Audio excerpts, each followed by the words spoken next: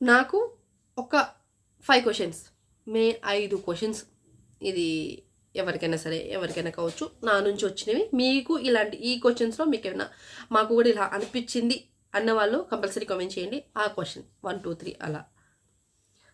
ఇక్కడ ముచ్చట ఏంటంటే దివ్య గారు కావాలని చేస్తుర్రా, గేమ్ కోసమేనా, లేకపోతే ఈ గేమ్ నుంచి ముందుకెళ్ళాలన్నా, లేకపోతే నాకు ఎవరేమన్నా నాకు ఫరక పడదు అన్నట్టున్నారా? తనుజ గారి విషయంలో మాట్లాడదాం. ఆమె ఏదో కాళ్ళు వాపు వచ్చేసింది అన్నప్పుడు బర్నీ గారు ఏదో కొంచెం దాన్ని మర్దన చేస్తున్నారు.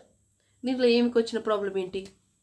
సక్కంగా వచ్చింది అందరు ఎలా చూస్తున్నారు అలా చూసిపోతే ఈమె కూడా వచ్చిన తలనొప్పి ఏంది బేసిక్గా నేను చెప్పాలనుకున్నది. మీరే రాయాలా, మీకే ఒకళ్ళు రాయాలి అని అనుకుంటూ పోయింది. దివ్య హాట్ ప్యాకెట్ తీసుకురా, అది కాదు హాట్ ప్యాకెట్ తీసుకొని రా అంటే తనుజ గారు బాగా అన్నారు. చెప్పండి మీరే రాయాలా అంటే నేను రాస్తాను, నాకు రాయడం వచ్చు, అది ఎలా మేనేజ్ చేయాలో నాకు తెలుసు అని చెప్పండి అని చెప్తున్నారా? లేదు అదేం లేదులే, హాట్ ప్యాకెట్ తీసామని చూడు తీసుకొని వస్తుంది చూడు అంటే డాక్టర్ చెప్పినట్టు చేసాడంటే డాక్టర్ హాట్ ప్యాకెట్ తీసుకొని రండి అని అన్నారు అనమాట. అయ్యే చెప్పకన్నా అదే పిలవకండి అన్నది. అది తెలియక అడుగుతా, అసలు దివ్య గారికి వచ్చిన ప్రాబ్లం ఏంటి? తనుజ గారితో బర్నీ గారు ఉంటే అందరితో ఎలా ఉన్నారో తనుజ గారు అలానే మూవ్ అవుతున్నారు కదా. బర్నీ సార్ అనే పిలుస్తారు. ఇంకా ఏంటి, తనుజ గారితో మాట్లాడితే చాలు ఈమెకి ఎక్కలేని నొప్పులన్నీ వచ్చేస్తాయి. ఆమెకి కాలు బాగాలేదు, ఆయనకేం బాధ లేదు, ఆయన చేయి నొప్పి పక్కన పెట్టేసుకుని సర్లే పాపం ఇంట్లో బాగాలేదు కదా ఒక అమ్మాయికి అని ఆయన కాలుకు రాస్తుంటే ఈమెకి వచ్చిన ప్రాబ్లం ఏంటి నా క్వశ్చన్. సరే వచ్చింది చూసింది హాట్ ప్యాకెట్ మధ్య ఇచ్చింది. అయ్యే నువ్వేం ఫీల్ కాక దివ్య అని అంటే అదేది లేదు అదేమీ లేదు అన్న మనిషి అదేమీ లేనట్టే ఉండాలి కదా. బర్నీ గారు బయటకు పోయి మాట్లాడేటప్పుడు ఎందుకు నువ్వు అంత సీరియస్గా ఉంటావు, నీ తనుజాతో ఉంటే నీకేంటి, ఏమైంది నీకు, ఎందుకలా అన్ని క్వశ్చన్స్ వచ్చినా సరే ఆమె అంటే నువ్వు ఫీల్ అవుతున్నావని ఆమె నాతో క్లోజ్గా మాట్లాడలేదంట, అందరితో ఎలా ఉన్నా అలానే ఉంటుంది, అయినా సరే ఆమెకి ఎందుకంత కోపం అని అంటుంది అంటే అలా అందా ఇప్పుడు ఆమె అలా అందా ఏంటి అన్నీ నాకు అర్థం కాని విషయాలు అడుగుతాను. అసలు నిజంగా అసలు ఈ అమ్మాయి ఇన్ని రోజులు ఉండడమే కష్టం అనిపించింది నాకు. ఇంకా ఈ ఓవర్ సీన్ డ్రామాలు ఇంక ఎక్కువే అయిపోయింది.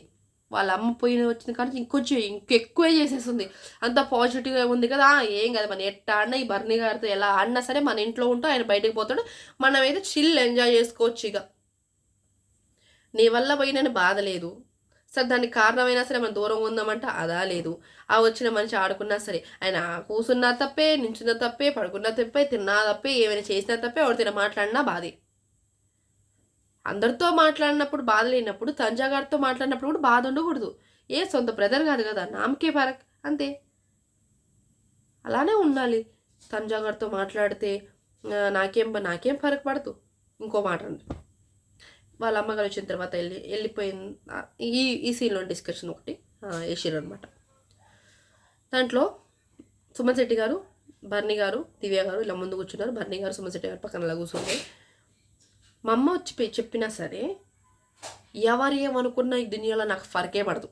మా అమ్మ నాన్న ఏమనుకుంటారు, మా అమ్మ నాన్నకన్నా నా బెస్ట్ ఫ్రెండ్స్ కన్నా నాకు మీరే అని ఎలా చెప్పను నేను, ఎలా చెప్తే మీకు అర్థమవుతుంది. ఇక్కడ నేను చెప్పలేను కానీ మీకు ఎలా చెప్తే అర్థమవుతుంది అంటే ఎలా ఎందుకు చెప్పాలి, నువ్వు ఎవరికి చెప్పాలి, ఏం అవసరం అంటే నా సైడ్ నుంచి క్వశ్చన్స్ ఎవరు చెప్పాలి, ఎందుకు చెప్పాలా, ఏం అవసరం, నువ్వు పోయింది దేనికి, గేమ్ ఆడడానికి, గేమ్ ఆడుకున్నామా, వచ్చినామా, గెలిచినామా, ఓడినంత రాసంగతి, ఆడామా గెలిచినామా, ఆడామా మనం 100% ఇచ్చినామా అని మనకు తెలిసిందా, వచ్చినామా అంతే ఉండాలే. కానీ ఎందుకు ఇదంతా ఎవరు చెప్పాలి, అది ఎవరికి ఫీల్ అయినప్పుడు అంటే అది ఎవరికి ఫీల్ అయినప్పుడు నీకు అసలు ఇక్కడ ఉంచేవాళ్ళే కాదు జనాలు. నా మిస్టేక్ నేను ఉంచిర్రు ఎందుకంటే ఉంచిర్రు ఇక అంతే. అండ్ నువ్వు పెద్దగా జనాలతో ఏమైనా ఆడియన్స్ ఏమి కనెక్ట్ అవ్వలేదు పెద్దగా, ఇంకొంచెం వీడియో పెడితే వచ్చే మంది తిరుగుతూ ఉంటారు. చెప్పలేం కదా, ఆమె ఆడుంటే కాబట్టి మనం చెప్పలేము అంతే. బేసిక్గా ఎవరేమన్నా అంటే క్లోజ్ ఫ్రెండ్స్ కన్నా సొంత అమ్మ నాన్న అందరికన్నా బర్నీ గారు ఎక్కువ ఎలా ప్రూవ్ చేయాలి, అసలు ఎవరికి ప్రూవ్ చేయాలనేది నా క్వశ్చన్. మీరేమంటారు దాన్ని కామెంట్ చేయండి. అంటే నీ సైడ్ నువ్వే అంటే ఇటు సైడ్ ఏముందని నీకు అవసరం లేదు కదా. ఇవి ఆమె ఏం చేసుకుంటే ఆమె అనుకుంటే అది ఆమె ప్రూవ్ చేసుకుంటే చాలు, అవతల మంచి ఏందని కూడా సంబంధం లేదు. ఆయన కూడా అదే మాట్లాడాడు, భలే మాట్లాడాడు. అంటే దివ్య ఇప్పుడు ఇటు నుంచి ఏమున్నా సరే నీకు సంబంధం లేదు, అవసరం లేదు. అది పాయింట్ అక్కడ. అది వరస్ట్ బిహేవియర్ అనిపించింది, వరస్ట్. ఈమె పోయింది ఏంది, అసలు పోయింది దేనికి, మనం దేనికెన్నో నాకు ఫరక్ పడదు. మా ఫ్యామిలీ వచ్చేసి అంతే, నాకు అసలు ఫరకే లేదు. ఉండాలి ఇవాళ పోయినా, నెక్స్ట్ వీక్ పోయినా, నెక్స్ట్ వీక్ పోయినా సరే నాకు అసలు అవసరం లేదు. నేను వచ్చింది, నేను అనుకున్నాను, అది అయిపోయింది, అంతే చాలు, నాకు ఇంకేం అక్కర్లే. మరి దేనికి మరి నీ బదులు ఇంకొకళ్ళు వచ్చేవాళ్ళు, శ్రీజ లాంటి వాళ్ళు వచ్చేవాళ్ళు, ఇంకా ప్రియా లాంటి వాళ్ళు ఉండేవాళ్ళు చక్కగా. నువ్వు దేనికి బాండింగ్ అని ఉన్న బాండింగ్ అన్ని తెంపేసి బయటికి పంపించరు.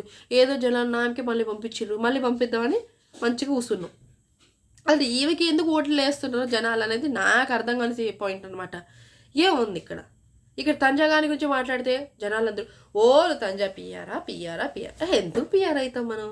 నాకున్నదే 2000 సబ్స్క్రైబర్లు, అంతే 2000 సబ్స్క్రైబర్లు యూట్యూబ్లో, ఫేస్బుక్లో 2000, ఇక ఇన్స్టాగ్రామ్లో 600. నేను ఇంకొకరికి పోయి పిఆర్ చేయడానికి అంత రేంజ్ మనకి లేదు. ఇప్పుడిప్పుడే అవుతున్నాం ఏమో.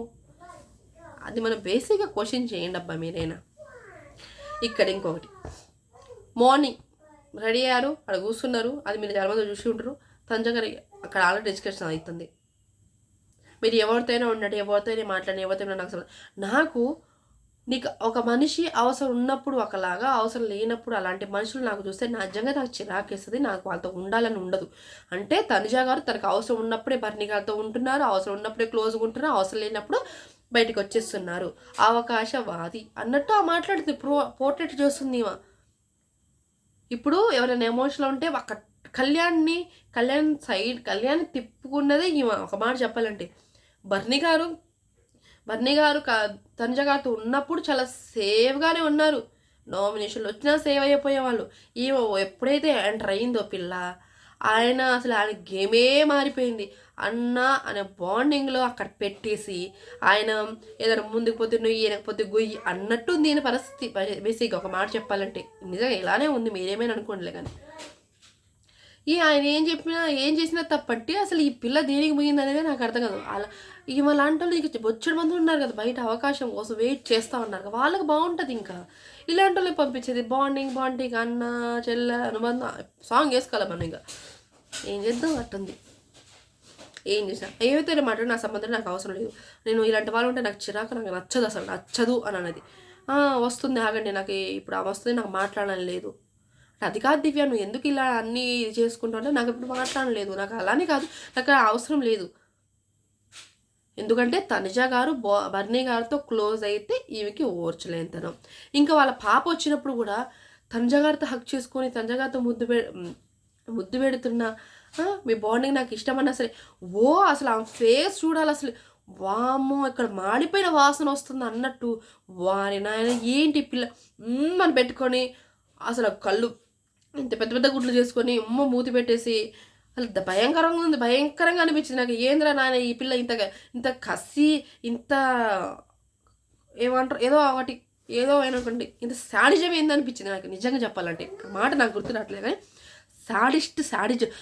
మనకు కావాల్సిన మనకు అంటే ఇప్పుడు మనకి మనిషి కావాల్సిన మనిషి మనల్ని కాకుండా ఇంకెవరితో పోగొడితే వాళ్ళు లెక్కలేని ఈర్ష్య అంటారు కదా, అది కళ్ళకు కట్టొచ్చినట్టుగా అనిపించింది నాకు దివ్య గారి విషయంలో. నిజంగా ఓవర్ థింకింగ్ అయ్యి ఓవర్గా మునిగిపోయి ఈదలేక బయటికి రాలేక కొట్టుమిట్లాడుతున్నది బర్నీ గారు. అసలు ఒక మాట చెప్పాలంటే బర్నీ గారి గేమ్ పాడవడానికి ముఖ్య కారణమే దివ్య గారు. మీరు 100 అనుకోండి, దివ్యనే కారణం. ఇప్పుడు ఆమె చేసే అన్నీ ఈ బర్నీ గారి మీదే బ్లైండ్ పడ్డది. ఆయనకే మార్చుకొని అందరితో ఎలా ఉన్నారో తనుజ గారితో అలా ఉన్నా సరే ఈమెకి ఎక్కలేని కడుపుమంట ఏమైనా అనుకోండి.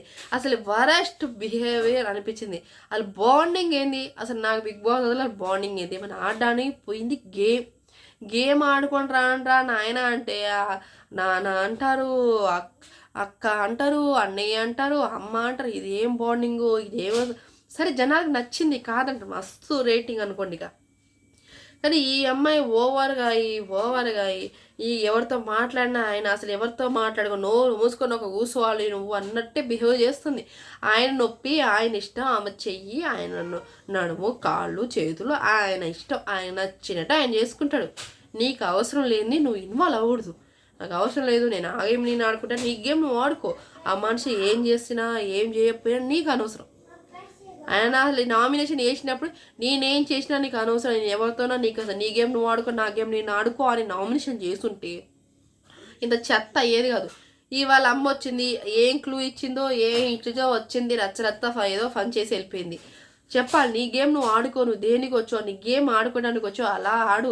ఆమె ఏమని చెప్పిందంటే ఇండైరెక్ట్గా నువ్వు ఎలా వెళ్ళావో అలానే వస్తే నాకు చాలు, నాకు ఏమీ అక్కర్లేదు అన్నప్పుడు కూడా అరే నా సైడ్ నెగిటివ్ అవుతుందేమో నేను మంచిగా మార్చుకొని నేను ఎలా వచ్చో అలా పోదాం అనేది బేసిక్ సెన్స్ లేకపోతే పిల్లకి మనం ఏం చేయగలం? ఏమీ చేయలేం. నాకు వరస్ట్ బిహేవియర్, ఒక బాండింగ్ అయిన ఒక ఆయన గేమ్ చెడగొట్టింది దివ్య అని మీరు 100కి 99% నేను చెప్తున్నా, 1% నాకు సంబంధం లేదు. కానీ తనుజ గారు అన్నప్పుడు తనుజ గారు ఆయన మళ్ళీ తిరిగి వచ్చినప్పుడు ఆయనకు నామినేషన్ చేసి ఆయన గేమ్ మీరు ఆడుకున్న నా గేమ్ నేను ఆడుకున్న మరి నీ గారు అని పిలిచి ఆమె గేమ్ ఆడుకున్న ఆయన చాలా దూరంగా ఉన్నా సరే ఈ పిల్ల ఎందుకు ఇంత ఇంత ఈర్ష్య ఎందుకు అనేది నా పాయింట్. మీరేమనుకుంటే అది కామెంట్ చేయండి, అది మాత్రమే కామెంట్ చేయండి. నేను తల తిప్పుతున్నానా, చేయి తిప్పుతున్నానా, మెడ తిప్పుతున్నానా అవన్నీ అనవసరం లేదు, కామెంట్ చేయండి అంతే. అంతే మీకు ఏం చెప్పాలనుకోవట్లేదు. ఇది ముచ్చట. మీకు ఏమనిపించింది ఈ వీడియో మొత్తంలో? మీకేమనిపించింది? మీకేమైనా అనిపించిందా? నేను అనుకున్న దాంట్లో మీకు కూడా అలానే అనిపించాయి, అది మాత్రం కామెంట్ చేయండి బా.